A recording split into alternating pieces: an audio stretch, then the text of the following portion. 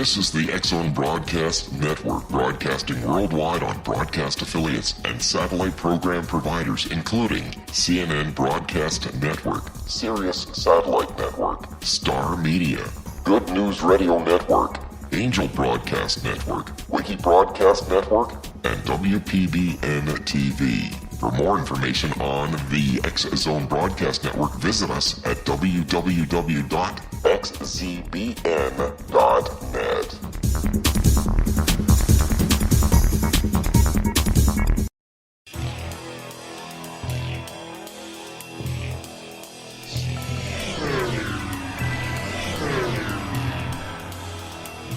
This is A Different Perspective with Kevin Randall. A retired U.S. Lieutenant Colonel, Kevin Randall has been studying UFOs for nearly 50 years. Kevin has investigated some of the most famous UFO cases in the world and has been consulted for dozens of documentaries about UFOs. Considered one of the leading experts into the Roswell UFO crash of 1947, Kevin has written more than 25 books about UFOs, including the recently published Roswell in the 21st Century. Now, here is the host of A Different Perspective, Kevin Randall.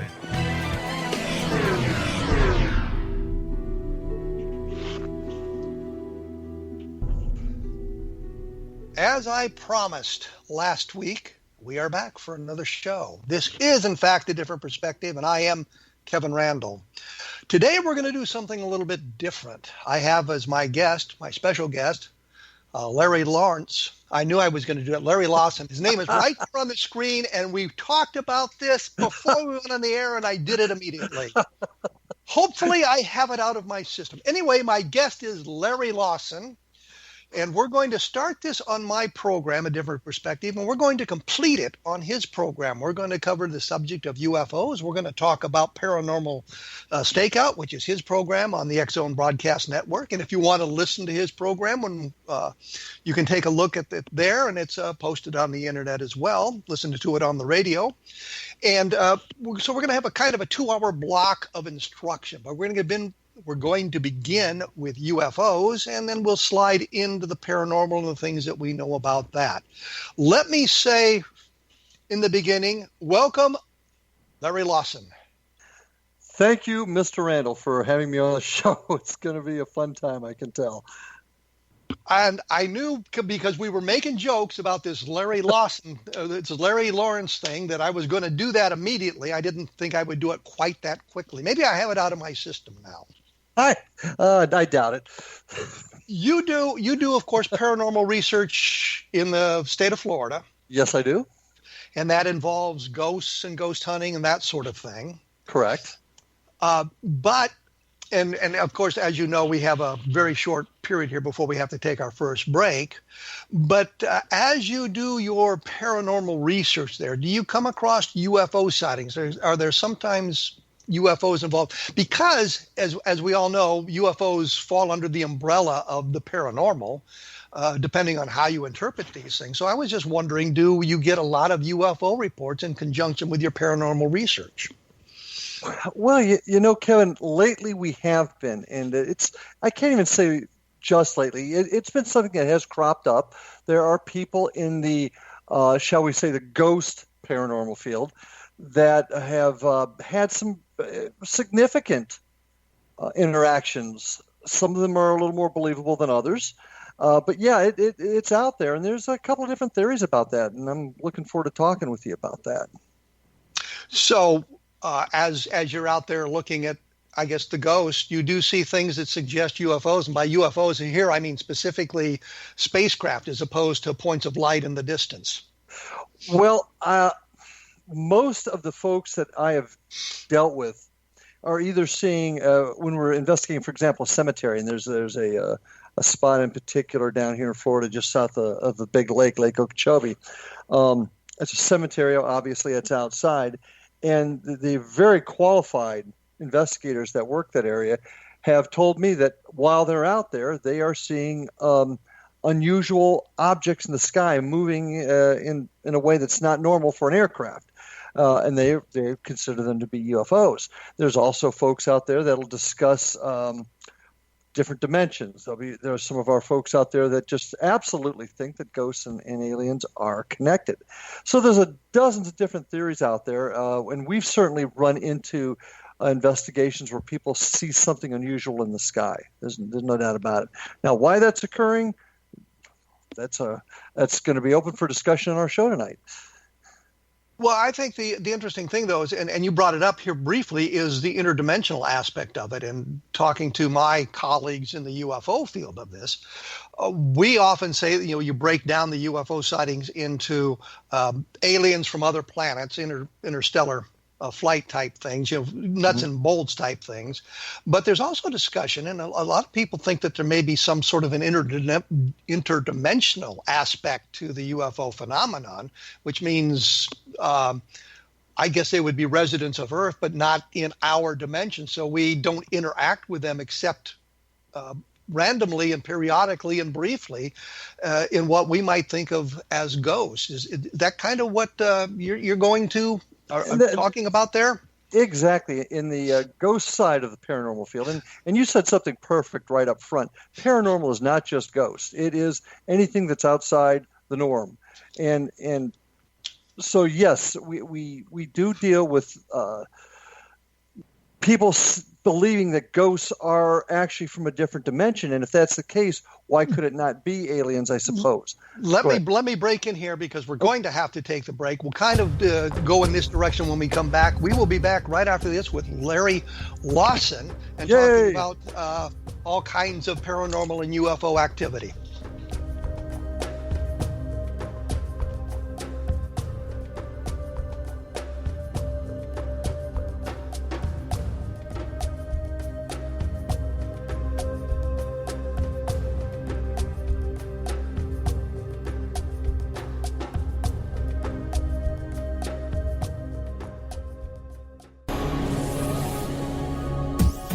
This is the X-Zone Broadcast Network, broadcasting worldwide on broadcast affiliates and satellite program providers, including CNN Broadcast Network, Sirius Satellite Network, Star Media, Good News Radio Network, Angel Broadcast Network, Wiki Broadcast Network, and WPBN TV. For more information on the X-Zone Broadcast Network, visit us at www.xzbn.net.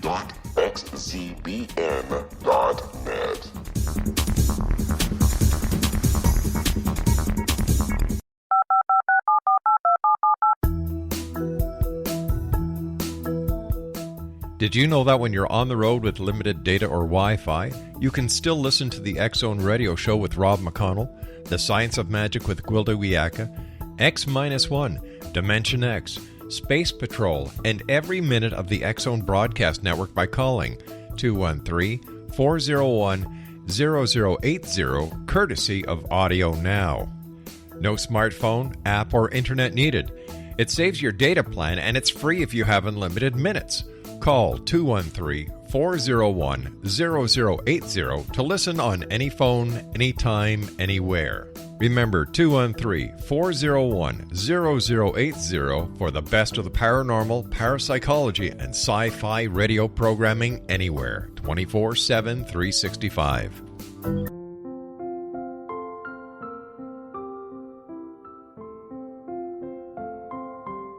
I am Dr. Carl O'Helvey, founder, president of a new cancer foundation focusing on evidence-based physical, mental, and spiritual interventions, including natural cancer cures, prayer, meditation, affirmations, nutrition, and other related holistic cancer prevention and cure modalities.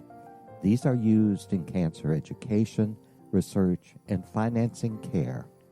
I ask for your help to continue this important work by donating at www.holisticcancerfoundation.com.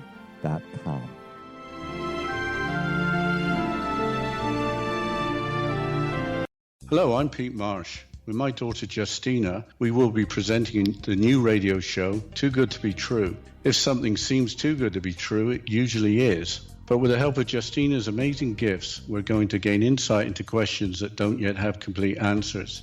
Have you wondered who built Stonehenge and for what reason? Why are crop circles found in the same region as Stonehenge and elsewhere? Are crop circles a hoax, or are they created with technologies that we have little knowledge of?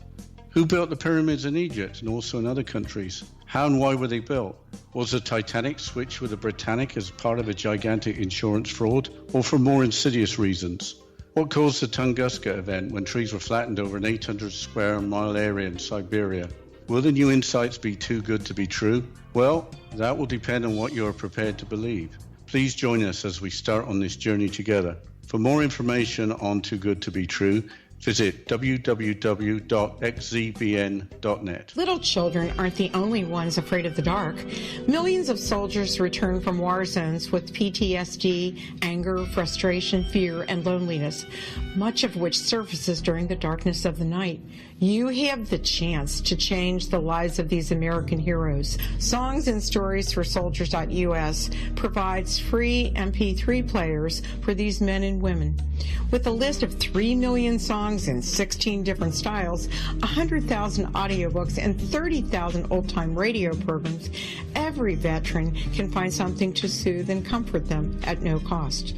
All our players contain an 8-hour audio program designed to help veterans fall asleep. With 1,500 plus vets now participating, it's our goal to deliver 10,000 audio players this year. Go to our website at songsandstoriesforsoldiers.us.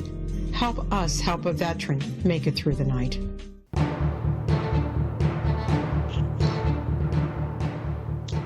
And as promised just moments ago, I am back with Larry Lawson. I almost said Lawrence again. I cannot believe that. I almost said Larry Lawrence.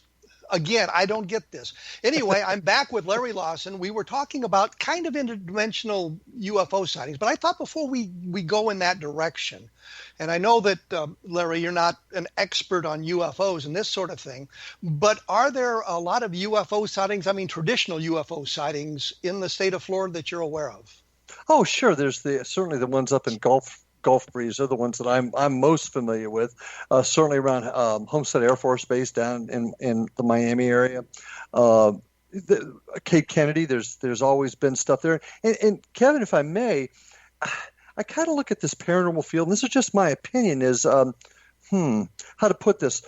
You've got doctors, certainly not comparing us with physicians, but you've got doctors that are surgeons, and some are thoracic experts, but we're all doctors. But that doesn't mean we're experts in the area of brain surgery. Does that make sense?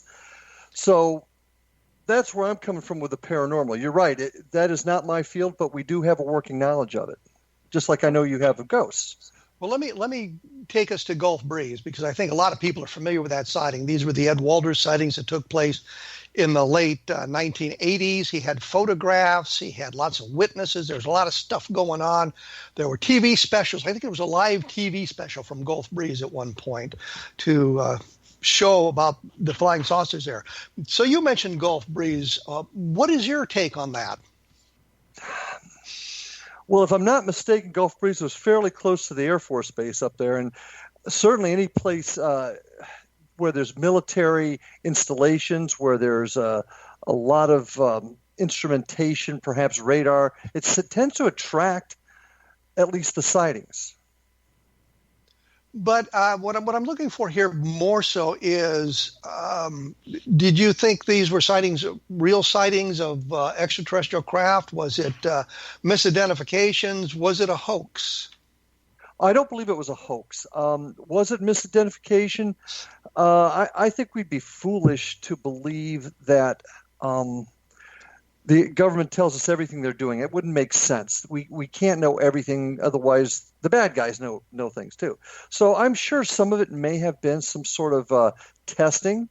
But on the same token, I think we'd also be foolish to think that we're the only ones in the universe. So is it possible? Well, go ahead. I'm sorry. I was going to say, what about the photographs? I mean, there was a series of 18 photographs, I think, that Walters took with his Polaroid camera. And they showed sort of a bell-shaped craft with a ring of lights about it and lights coming down on the road and that sort of thing. So, I mean, that's not a misidentification. It's either one of two things. It's an alien spacecraft, because clearly it's nothing built on Earth, or it is, in fact, a a hoax. And so I know I'm kind of moving you out of your comfort zone here, but we're talking about UFOs. So I wondered if you had an opinion about those photographs. Well, in looking at them, and of course, it almost looks like, and this is my description, almost a crown. That's a very apt description. That's a very apt description. And it certainly is not an aircraft of which most people are used to seeing. Now, on the same token, there were certain and I'm sure you're aware of it. The Army came up with a saucer type of flying jeep back in the 50s. It was a fan base and lifted it up off the ground. So there's all sorts of unusual aircraft that have been developed by our country and tested. So is that what this is? It could be, but I'm also open-minded enough to believe, or to at least consider the possibility, it's of an extraterrestrial source. And I think that's important that we all keep that open mind. It's really, really easy to shut stuff down just because you don't think. But most of us, especially in our fields, keeping that open mind, saying, hey, it's possible. That Gulfstream UFO is not like any aircraft I've ever seen, and I don't even understand how it would propel itself.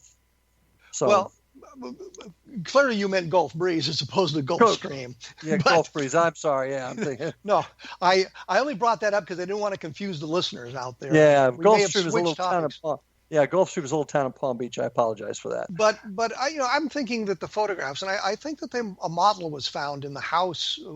Walters had owned a house. He sold it, and as the new owners were going through it, they found a model that kind of resembled the craft in the photographs. And I think that speaks strongly to the idea that at least part of it was a hoax.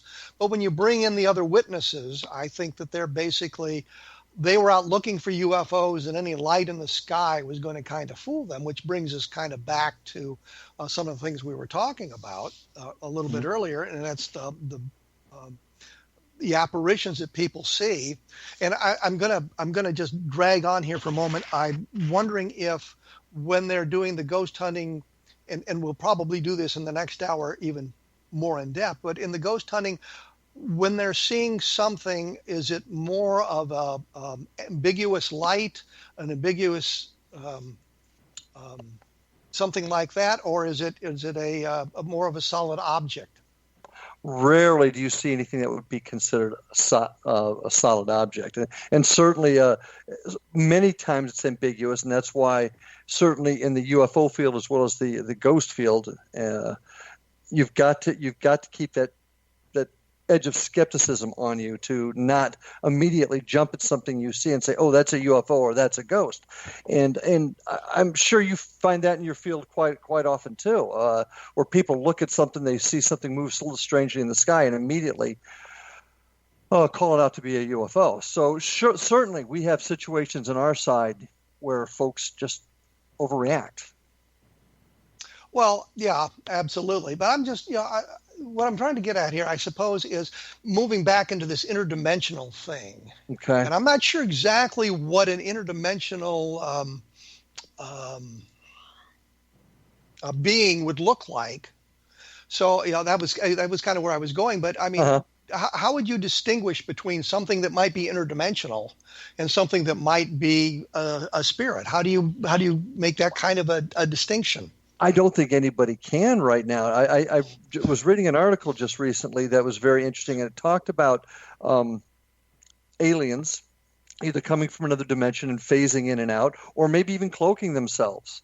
But they move so quickly you can't tell. So the point is, nobody knows for sure. Nobody knows the exact answer, and that's one thing that really kind of troubles me, at least in my side of the house, is folks claiming to know the answers. Well, we really don't know the answers yet.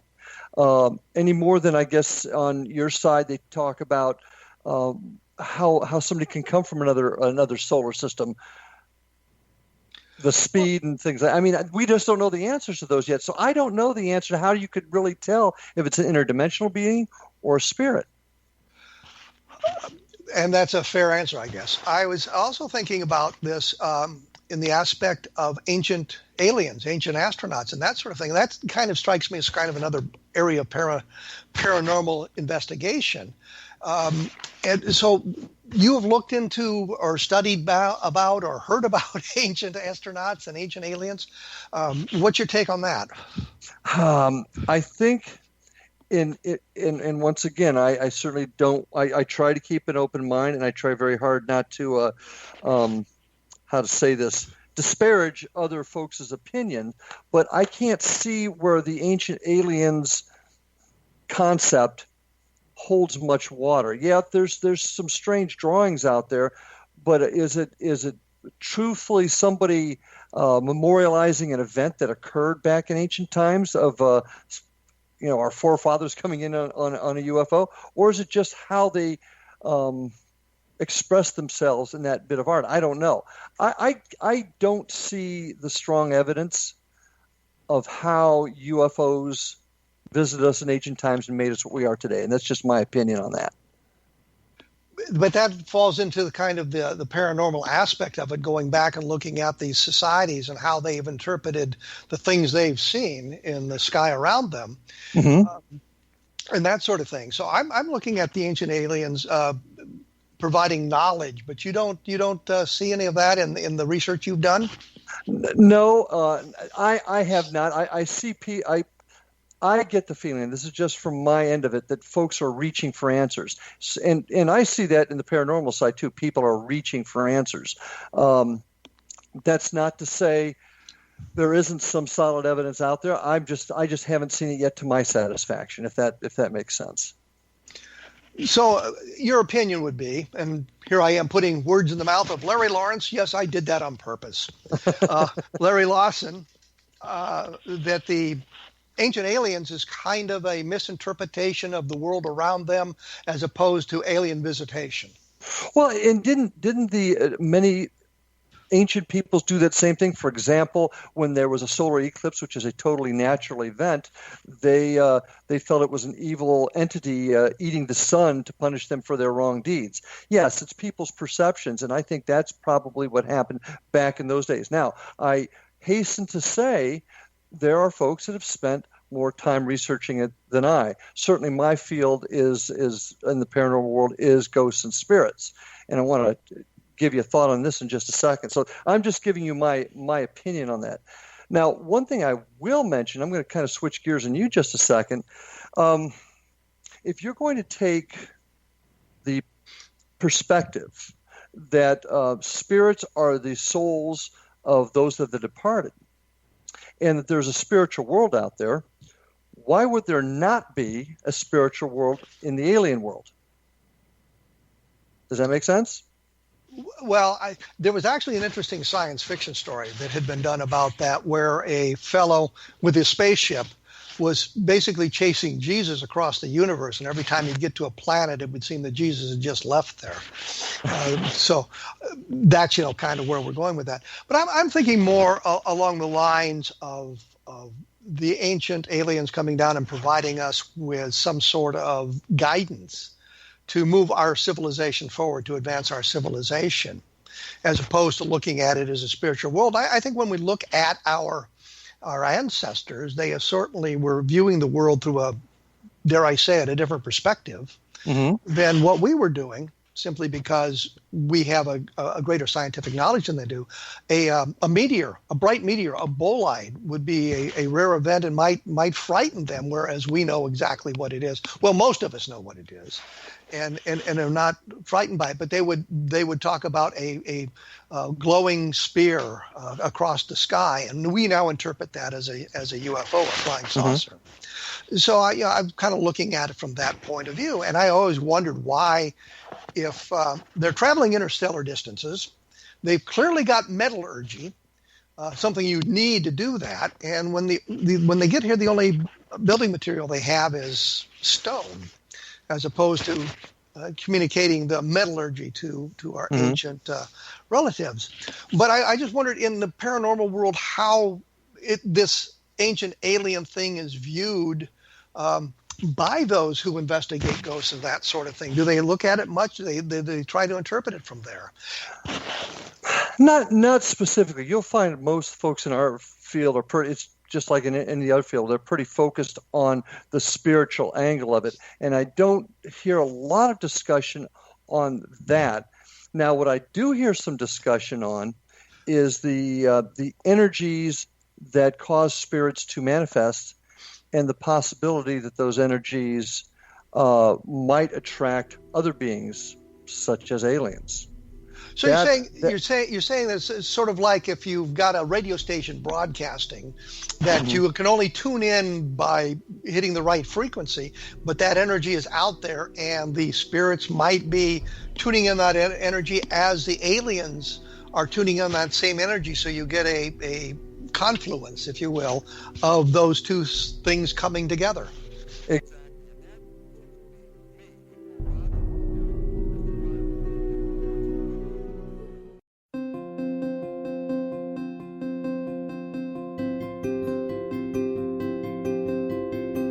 Dreams are our personal gateways into infinite wisdom. Don't miss shamanic counselor and indigenously trained dream decoder Sandra Corcoran's inspiring book, Shamanic Awakening Between the Dark and the Daylight. This remarkable work chronicles Sandra's 35 years of experience with diverse wisdom keepers and her initiations throughout the Americas and across the British Isles, Turkey, Greece, and Egypt. Sandy's knowledge of symbology, psychology, and myth influenced her dream blog and workshops. Sandy offers private tarot readings, international journeys, a meditative CD, as well as her book, Shamanic Awakening, to encourage you as you navigate this earth walk, creating a deeper connection to yourself and all that is. Find this and more at Sandy's website, starwalkervisions.com.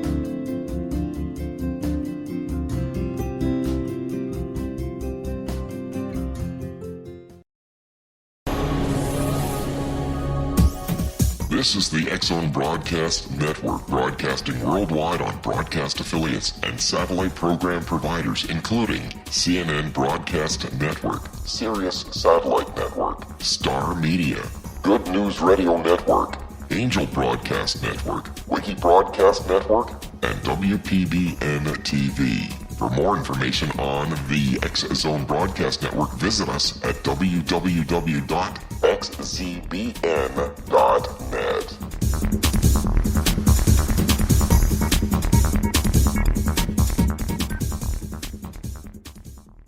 How would you like to be able to read other people's minds? Well, the next best thing is here. When you know how to read a person's name, you know how the person thinks, feels, and behaves.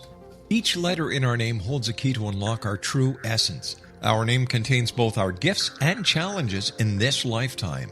Mnemology science discovers personality secrets hidden in the placement of the letters of our names, including the first and last impression people remember about us.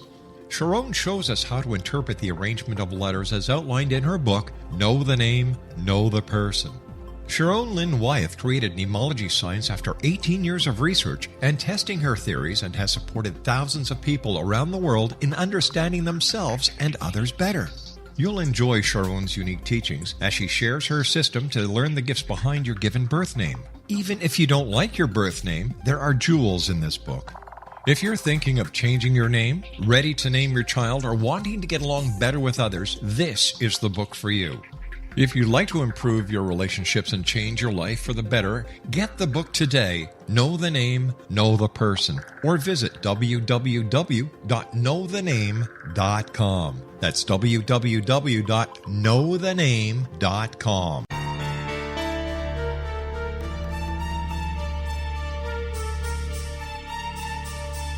Hello, I'm Justina Marsh, and with my dad Pete, we are going to present a new show called Too Good to Be True. Together, we are aiming to discover more truths about this world and beyond. Do you have unanswered questions about the world? Do you ever wonder about aliens, conspiracy theories, or the universe? There are many shows discussing subjects such as pyramids or UFOs, but we want to relay this information based on our own research, including from spiritual means. Hopefully, listeners will be helped with their own beliefs and will appreciate the psychic insights that add to the previous research and information. We both look forward to sharing this insight and beginning this journey with our listeners. Visit xzbn.net for more information about when to listen.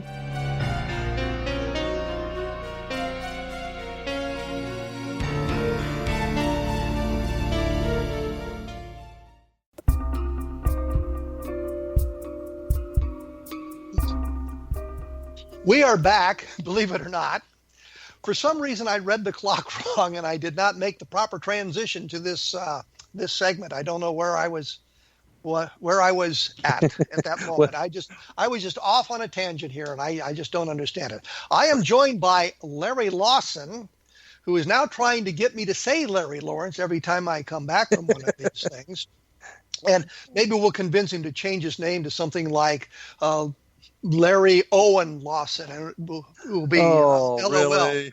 Yeah, I had to get that in there. Yeah, anyway, we are back with a different perspective. We were talking a little bit about UFOs and how they are, I guess, impinging on the ghost hunting activities and that sort of thing, and looking for is there a reason why we sometimes get reports of ghostly phenomenon along with UFO phenomena? That's kind of where we were, and when we went away, I'm not sure we got all of that in before we had to take the break, but we are back with that now. And if you want to hear more about the paranormal, take a look at Larry Lawson's Paranormal Stakeout on the X-Zone Broadcast Network, xzbn.net, and you can scroll down and find his programs and listen to that and the other fine programs on the X-Zone Broadcast Network. Anyway, let's explore this a little bit further. We were talking about the energies that might be associated with the ghostly phenomena being something that would draw the aliens to that. And I was kind of wondering, if you get a lot of UFO reports that look more like spacecraft when you're out involved in these sorts of things, or if that's kind of an unusual phenomena in and of itself. Well, it is, and I got to start off by saying, Kevin, that I don't call this an impingement. I find myself learning from you, and hopefully, on our show, you'll learn a little bit more about my side of the paranormal world, and that's what this is all about. All of us learning a little bit more, making us a little more well versed in each other's specialties in the field, if you will. So, well, maybe an intrusion would have been a better word, or a crossover. You've somebody out there investigating the paranormal, and they see something that they now perceive as an alien spacecraft. Yeah, intrusion is more what our producer does with us sometimes, but I won't get into that. Right? Anyway, you're absolutely right, and I think us learning more about each other's field is going to be super helpful. Let's talk about the energies a little bit. I really like that because I haven't seen too many paranormal ghost investigators talking about sighting an actual UFO, say at treetop level. I've not seen much of that. That's not to say that hasn't happened. The ones that I have heard talk about it, based upon the descriptions, based upon the fact that I'm a cop and I like solid evidence, I got to question some of it, and certainly I know you get those kind of folks in your field also. But what I have seen is ghost investigators, and that's the term I use for this, talk about seeing things in the sky that they can't explain at the same time that they are working on ghosts on the ground. And my feeling is, and I think it's an interesting concept, that the energies that are the spirits are using to manifest themselves may very well be that beacon. We've been in the field a number of times and taking pictures of, how to put this, like beams of light coming from the ground. We call them vortexes. That's certainly energy. Well, if we're going to talk about UFOs perhaps being drawn to military installations where they're using radar and that type of electronic equipment, why wouldn't that type of energy also attract them? Do you see where I'm coming from? Absolutely, but the thing I'm wondering, which is kind of taking us in a little bit different direction, when the investigators perceive what they think of as UFOs now, something in the sky, do they report those ever? Yes. Well, they should. And once again, when you take it from my perspective, collecting, preserving, presenting evidence, it doesn't matter what type of phenomenon you see. It should be cataloged, it should be documented, and it should be presented. Put it in the cop sense for a second. You are investigating a burglary, okay? And in that burglary, you come across narcotics. Certainly, you're not going to turn your head a blind eye to the narcotics. It will just become another phase of the investigation, if you can see my analogy a little bit. And that's what I would see ghost investigators doing should they encounter something that they can't explain in the skies. They should document it, preserve it, present it. Well, one of the things that strikes me, and it kind of comes out of an abduction case that I was involved with, and we'll go into more of this in the next hour, of course, was a woman who believed she was abducted by aliens, and as we investigated it, we moved into a past life regression. Mm-hmm. And so rather than try to force her into our belief structure, if you will, we took the information and ran with it in the direction she went with it, meaning simply we began looking at it from that point of view, and that there was not an alien abduction involved. And that was what I kind of wondered about in your investigations. If you see a manifestation, whatever it might be, and it becomes clear it's not spiritual in some way, but it's more extraterrestrial, it's more nuts and bolts type thing, do you take it and run with it in that direction, or do you merely say, well, that is not our field of investigation, let somebody else worry about it? And that is actually an excellent question. I have not personally experienced that or been in a position where that was a necessary decision to make. A little bit different. Most of our investigations traditionally are indoors. Yes, we do some outdoor work.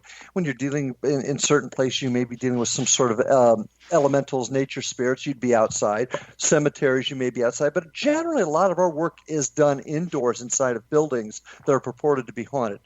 But if I was to encounter a UFO, something that was very pronounced in an investigation, and bear something in mind, if we look at the sky and we see a dot and that is low enough that it looks to be a UFO, and it's certainly moving in a way that is not normal for an aircraft, we would document it.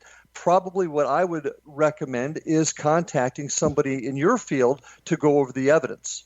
Just like our conversation tonight, I'm learning quite a bit about the UFO field in our discussion here. Well, certainly I'm not an expert, so I would take that evidence and I would go to somebody with your background. And in doing that, I continue to learn. And that's what we're all about when it comes to paranormal unity, is we're learning a little bit about each other, and that's the direction I would take. But you got to understand, most of the time we are indoors. So that does create a little bit of a difference. Now, but here's the problem I would have with that, and it's simply this. In the abduction phenomenon, and I'm not a big proponent of the abduction phenomenon, but the reports are that the aliens come into the house. Mm-hmm. So you have people who talk about alien abduction and say that the aliens came in and took them out of the house in some fashion. So how would you distinguish between something like that and a manifestation of a spirit? Well, now that's also another really good question, and that comes to training. And this is a topic that I've spent some time on, training our people to be more cognizant of that possibility.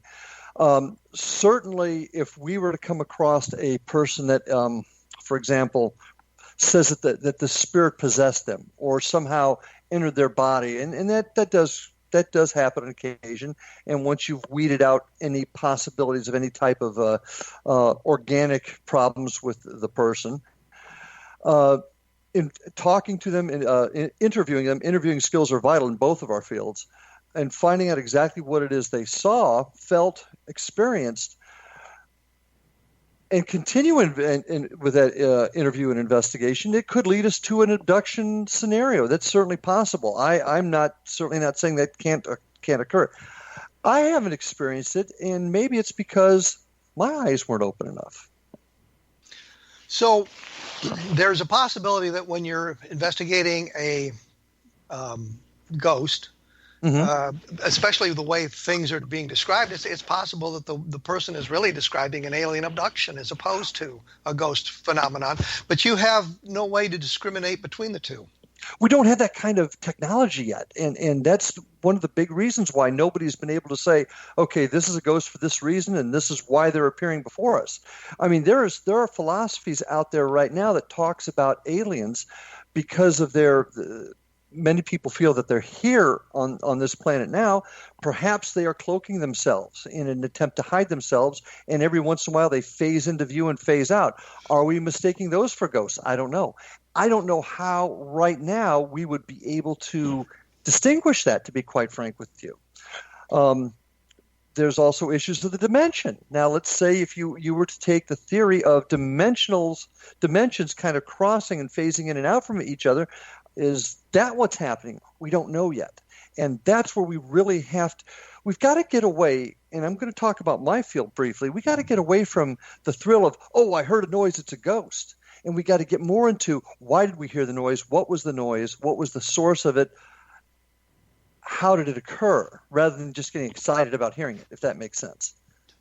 Well, then you've not really developed a protocol for distinguishing between what might possibly be an alien abduction and might possibly a ghost, which moves us into a different perspective. Mm-hmm. It does. To coin a phrase, which is the phenomenon of sleep paralysis, which is this idea that you are either just going to sleep or you're just waking up and you cannot move. You feel that there's some kind of an entity in the room. Eventually, you can break the paralysis. You either move or something. The paralysis breaks, and you can go on.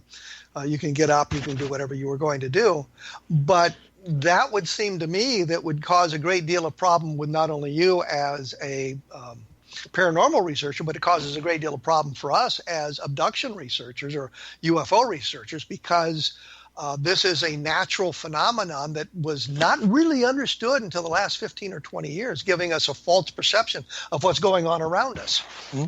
Well, I disagree that it would cause us a problem. I guess it would in the sense that we're trying to prove either one of our two theories. But on the same token, we as investigators have to be willing to follow the evidence where it goes. And if that means that sleep paralysis is the cause of, I don't know, pick a number, 90% of these types of events, then we have to take that seriously, because we have to be willing to not only prove what we believe in our hearts, but also if the evidence takes us to disprove it, we've got to be willing to accept it. So these are the types of things that I really purport, I think are important in both of our fields, creating doctrine, creating procedures that prove the answer, regardless of what we want the answer to be. Am I heading the way you see where I'm going with it? Absolutely, but and we haven't developed the protocols to separate sleep paralysis from abduction or a ghostly phenomenon. Mm-hmm. We're going to have to take another break here. Oh, okay. Quickly. But I would like to say that we'll have more information about this at www.kevinrandle.blogspot.com. And I have explored the question of sleep paralysis and alien abduction on the blog a number of times for those of you who are interested in looking at that and what some of the information about it is. In fact, I've debated Bud Hopkins on the problem as well, and what his research has shown and how some of that may have been instances of sleep paralysis. Once again, that's www.kevinrandle.blogspot.com, and take a look for Larry Lawson's program, The Paranormal Stakeout, at xzbn.net, so you can hear the other part of our conversation tonight, but some of the other things that he's explored on his program, dealing with the paranormal, with the ghosts, and that sort of thing. And never forget to take a look at Roswell in the 21st Century, which leads us back into the UFOs, to see what's going on in the Roswell case. We will be back for the final segment right after this.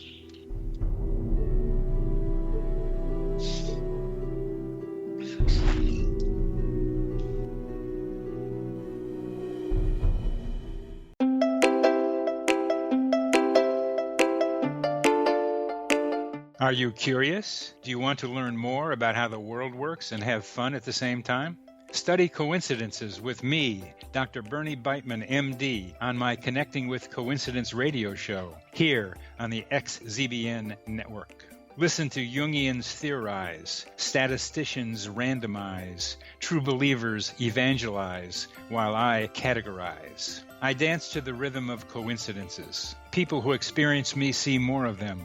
Maybe something on the show matches a thought in your mind. Let us know. Expand your mind to the weirdness happening around you. Synchronicity spoken here, there, and everywhere.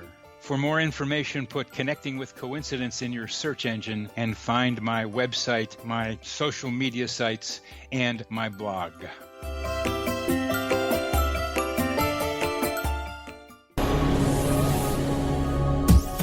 This is the X-Zone Broadcast Network, broadcasting worldwide on broadcast affiliates and satellite program providers, including CNN Broadcast Network, Sirius Satellite Network, Star Media, Good News Radio Network, Angel Broadcast Network, Wiki Broadcast Network, and WPBN TV. For more information on the X-Zone Broadcast Network, visit us at www.xzbn.net.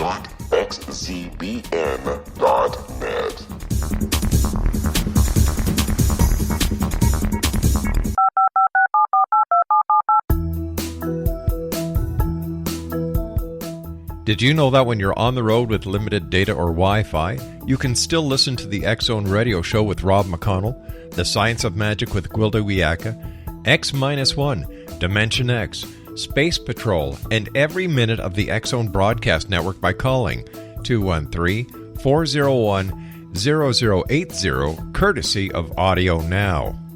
No smartphone, app, or internet needed. It saves your data plan, and it's free if you have unlimited minutes. Call 213-401-0080 to listen on any phone, anytime, anywhere. Remember, 213-401-0080 for the best of the paranormal, parapsychology, and sci-fi radio programming anywhere, 24/7, 365.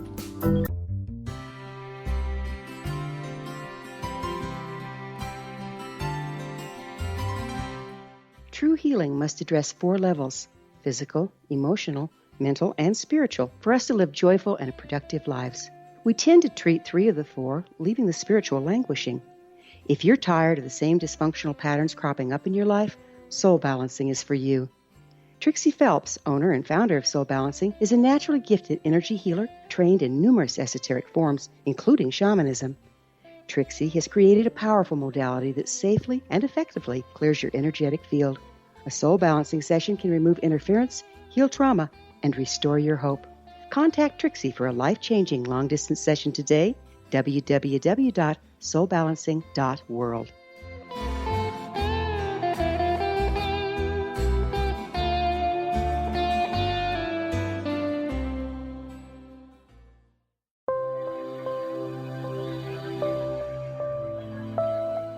There's a legend shared by many indigenous cultures of a time when the nations were cast to the 4 corners of the world. Each nation was given a body of sacred knowledge that held a different portion of the truth to preserve. True reality could not be known until all the nations reunited, combining the information. If a single one was missing, the world could not be reborn and darkness would prevail. The Science of Magic Radio is dedicated to reuniting the sacred knowledge. With the understanding, none of us has all the answers, but together we can open new perceptions and possibilities. Through our combined vision, the world can be reborn into a place where darkness no longer prevails. Join me, Gwilda Wiyaka, and the Science of Magic daily on the X-Zone Broadcast Network, xzbn.net, or visit us at thescienceofmagic.net.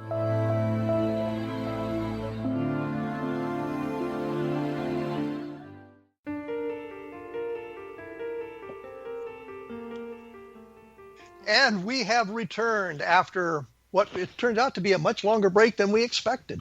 It's too bad Yes. the audience can't hear that. Nobody knows what was going on. Anyway, when we went away, we were sort of moving in the direction of past life regressions and that sort of thing. I realized it wasn't really going in that direction, but that's kind of where we were going.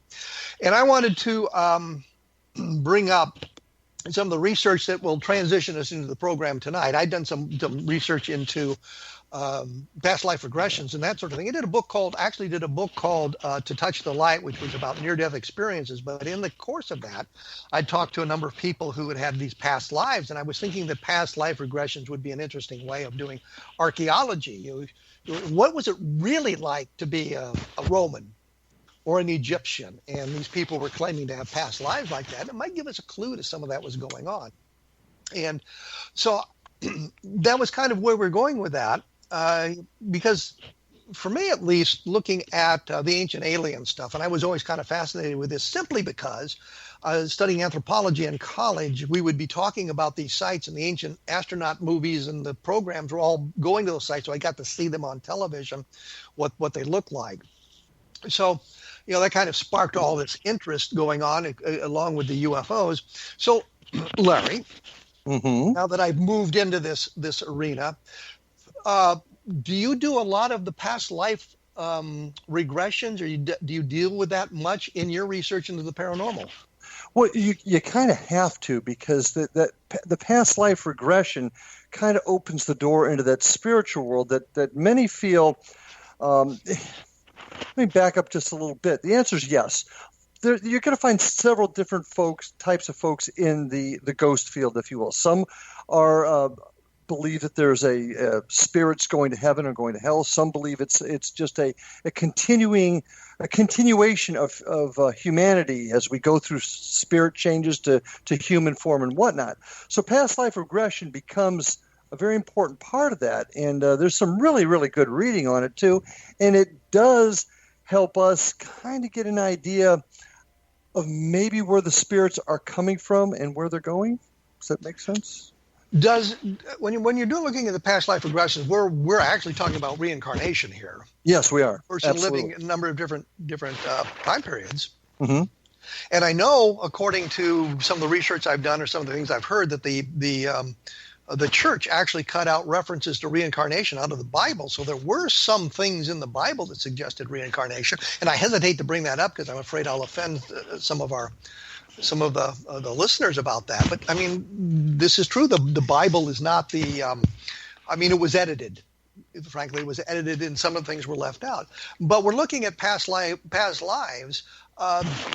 Do you accept the idea of these past life regressions as being authentic, or are you thinking that it might be something else that's being drawn upon? Okay, that's a very, very interesting question, because from a law enforcement officer standpoint, I have seen folks in the psychoanalysis field, psychiatry field, and sometimes not even purposefully, I want to make sure that's clear, sometimes encourage people to remember things that perhaps didn't occur, but by accidentally at times, and maybe even sometimes purposely, suggesting things, they come up with answers from the past.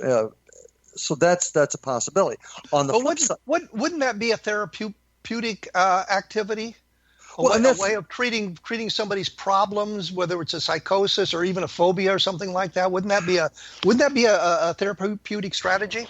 Absolutely. And in my field of specialty, which is crimes against children, that's been a very successful tool in helping folks that have repressed memories, suppressed memories, into getting them out and dealing with it so that they can continue on with their lives. It's a very, very helpful tool. But sometimes, if not done properly, it can suggest. So what I'm saying is, while yes, it's helpful and done appropriately, it can open up new doors to an individual that's been hurting for some reason they don't know why. But on the same token, not done correctly, it can cause more harm than good. So yes, that the simple answer to your question is yes, it can be very helpful. But the ancillary question would be simply, do you accept the past lives that some of these people are talking about as being authentic? Wow, that's been a hard one for me personally, but the evidence keeps growing that there is something out there that can't be explained. If you read some of the stories, hear what some people say, you can't deny the sincerity of these folks. And if you know their backgrounds well enough, you know that they're not making it up, nor has it been suggested to them. So it's been a tough one for me, but I'm definitely coming around to that, where I think that's a distinct possibility. Why it's occurring, the jury's still out, but I'm embracing it, shall we say? So let me rephrase to see if I've got this right. You're suggesting that some of these past lives are real. These people actually experience these past lives. Yeah, I think some of it is undeniable based upon the evidence. And I'm an evidence-based individual. So based upon what's coming out, I find it hard to disprove it. At the very least, my mind has become more open to it than it was 5 years ago. Well, we were kind of starting out with UFOs, and that was kind of where we wanted to go and talk about how the paranormal looks at UFOs, and you're looking at it from a different perspective. And I just love the way I can keep using that term here. That's good, great advertising, man. Absolutely. About that, and so we've transitioned from the UFOs into something that is sort of related to UFOs, and I mentioned the woman who talked about being abducted, and moved it into. We didn't move it into. She actually moved it into a past life regression, and I think we'll talk quite a bit about that in the other segment of the program on your show, which is of course the Paranormal Stakeout, which is available as I say on the xzbn.net website. You can take a look at that and listen to what we have to say about that later on. But this I think evolved into a book that I called Conversations. And I was always a little bit ambivalent about this thing, whether or not it was true, in the sense that, I mean, she truly believed what she was saying to us, but that doesn't mean it was necessarily based in reality. Is that something that you run into as well? Absolutely. And it's in the law enforcement field, we constantly deal with individuals that have a sense of reality that may not fit into the norm, shall we say. And there's no question there are folks that truly, truly believe something that's happened based upon whatever's going on in their lives, what other issues they have with themselves, and they believe it even though it's proven category not to be true. On the same token, there are some folks that will provide these types of stories that the evidence just is overwhelming based upon their background, their history, and they've discussed what has happened to them, and you listen to it, and you read the dossier, and you realize this person couldn't be making this up. So, go ahead. But isn't there a sort of an osmosis process here? What I'm saying is that we're surrounded by all this information now, whether it's on the television, people talking. I mean, we're bombarded with information 24 hours a day practically. We have the internet and all of this going on. Isn't it possible that a lot of these people who are thinking they're experience of past life has kind of gleaned the information from the atmosphere around them, and it sounds plausible simply Absolutely. Absolutely. And that's when it becomes incumbent upon the investigator and the person doing the past life regression work, whether it's a hypnotherapy or whatever, to do it properly, look at the evidence and glean through it carefully. Yes, it's absolutely possible. It happens. It doesn't just happen in the paranormal world. It doesn't happen in past life regressions dealing with UFOs. It happens with victims of crimes. Sometimes they're heavily influenced by what's around them, and that's why we have to be so careful as to how we ask the questions, how we do the research on the individual and what they're saying. I mean, there's some stories out there right now that I know the research they did on a child that talked about something they could not have known about. The painstaking research that was done to corroborate what he was saying. There's no explanation on how the child got this information. Okay. Well, we're going to get into specifics here. Yeah.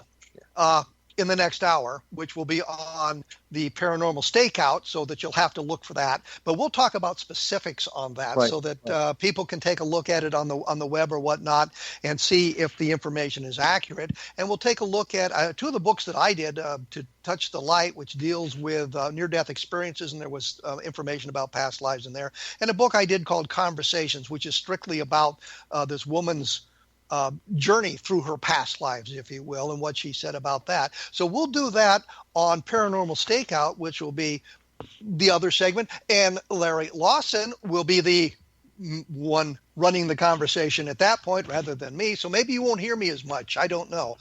But for more information about what we've talked about here on this program and what's coming up later, take a look at www.kevinrandle.blogspot.com.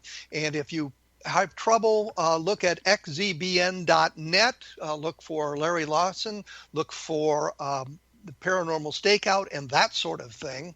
And I will be back on the show talking about other aspects. We haven't locked it down yet, and I'm hoping to get the woman with the information about Oak Island on here very shortly, so we can. I want to listen to that show.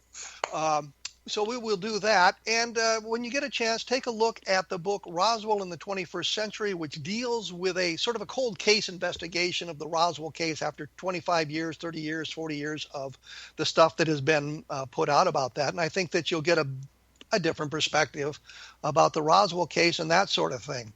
So I will be back by myself with a different guest in 167 hours, and I will be joining Larry Lawson on his program, The Paranormal Stakeout. So that's where you will hear from me next. So keep a sharp ear out and listen for the programs on the X Zone Broadcast Network. Thank you.